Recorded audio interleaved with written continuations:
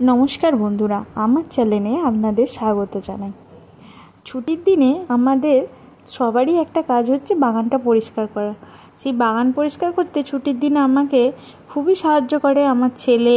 একটুখানি ছেলে হতে পারে, কিন্তু ছোটো ছোটো কাজগুলো করতে খুব ভালোবাসে, এবং আমার হাজব্যান্ড ও আমার একটা ছোট্ট দেও। দেখুন, আমরা এই গরমের জন্য গাছের গোড়াগুলো খুব ভালো করে খুশিয়ে দিচ্ছি, যাতে গাছে খুব ভালো করে জল ধরে। এবং এই সময় জৈব সার মাঝে মাঝেই গাছের গোড়ায় প্রয়োগ করতে হবে, নাহলে গাছগুলি আর ফুল দেবে না এবং সতেজও থাকবে না। কারণ এই গরমের সময় গাছগুলি প্রচণ্ড পরিমাণ ডিহাইড্রেটেড হয়ে যায়। যাই হোক, তারপরে তলায় একটু গোবর সার দিয়ে গাছগুলোর গোড়ায় তো ওই জৈব সারটি দিয়ে দিলাম। জৈব সারটি কী কী দিয়ে তৈরি করেছি তা হলো খোল এবং একটু গোবর দিয়ে একটি বালতিতে 3 দিন জল দিয়ে রেখে দিয়েছিলাম।